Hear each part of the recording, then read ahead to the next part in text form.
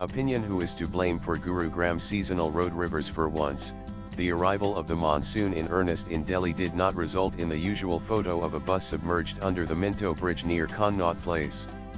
Instead, there were videos galore of the grand roads of Millennium City turning into raging rivers.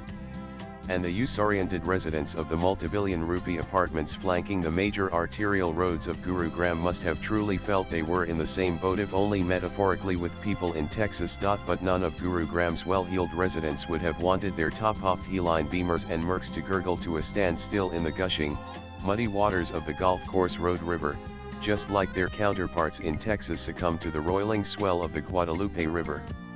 The difference, of course, is that Guadalupe is actually a seasonal river, while the golf course road has no business turning into one every time there is a serious monsoon downpour. Opprobrium is being heaped mainly and predictably on the municipal authorities of Haryana's most glamorous conurbation.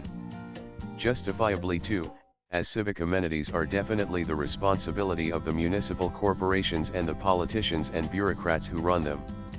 If the drainage is woefully inadequate to deal with a proper heavy monsoon downpour, if there are no quick resolutions to flooded roads, basements, and ground floor flats, they certainly must be taken to task. They are, after all, the ones who decide what infrastructure is needed, commission surveys, agree on where to put roads, flyovers, drainage, water pipes, electricity supplies, parking, and other aspects of a city's life. If any of these fall short of expectations, either in design or function, they are to blame. But no one is ever proceeded against, say, for flooded roads. The government does not compensate for the millions of rupees worth of private possessions ruined by floodwaters. The fact that no official or Nita will be pulled up or punished for civic woes is well known in India. The public does not really demand it either.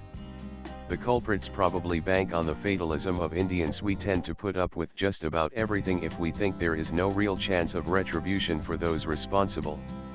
So problems are never solved. Every can is just kicked further down the road by way of slipshod repair works and upgrades, once the hue and cry dies down. However, what about the well-heeled people who have deliberately chosen to live in places like Gurugram, paying hefty premiums for properties clad in machine-cut remnants of countless marble mountains from here to Turkey, Italy, and beyond, and kit out in the best accessories? They buy a lifestyle, but why does public infrastructure not matter to them when forking out crores? Surely, they should ensure there are proper civic amenities before agreeing to move there. One of the most amazing aspects of the ancient cities of the Sindhu-Sarasvati civilization was their attention to civic infrastructure.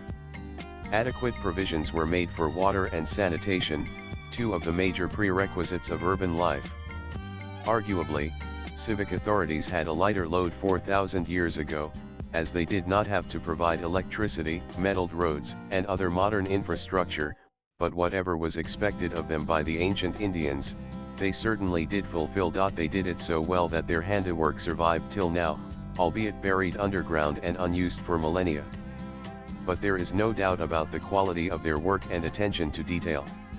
The archaeological excavations of settlements dating centuries after the Sindhu-Sarasvati civilization also reveal a similar emphasis on orderly civic infrastructure. So, when did we as Indians decide to jettison this long-held cultural imperative, and why does it linger even now? It would be really easy to blame this on the events of the past 1,000 years, and certainly, a subjugated and exploited people do tend to be less concerned about the finer things of life as they are weighed down by the burden of just existence. But India regained her independence over 75 years ago. Although that is not a very long time when compared to the antiquity of this land, it should have been enough to rekindle our traditional affinity for appropriate urban infrastructure. The world has become infinitely smaller due to technology, and more Indians are aware of the civic standards that can be achieved. Yet Indians still have not been able to force the authorities to deliver similar levels of amenities here. India, of course, has many other issues that urgently need government attention and funds, but infrastructure is the basic requisite for every other kind of advancement. Ignoring that crucial aspect undermines the entire purpose of development. It is not that developed nations never grapple with infrastructure glitches. The West's apparent inability to handle extreme weather events despite having the best advance warning systems, leading to catastrophic breakdowns in basic infrastructure, is apparent to all those who watch news videos. Torrential rain caused deadly floods in Texas, USA, much like what Indians expect to happen in Bihar every monsoon.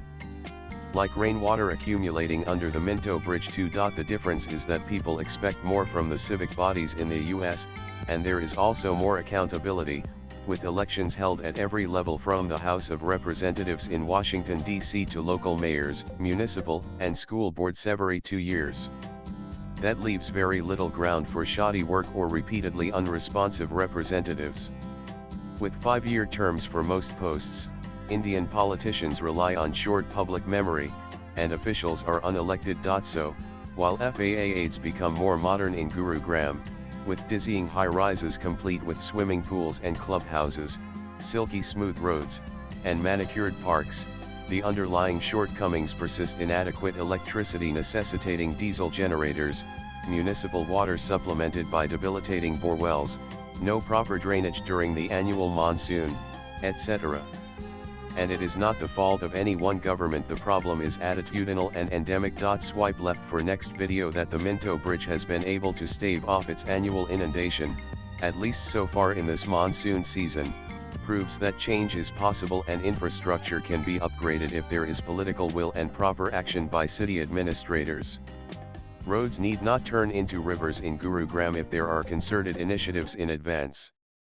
It is too late to do anything much for this year's monsoon. Gurugram's officials can at least make sure Millennium City does not drown again in 2026. The author is a freelance writer. Views expressed in the above piece are personal and solely those of the author. They do not necessarily reflect News 18's views. Latest blogs.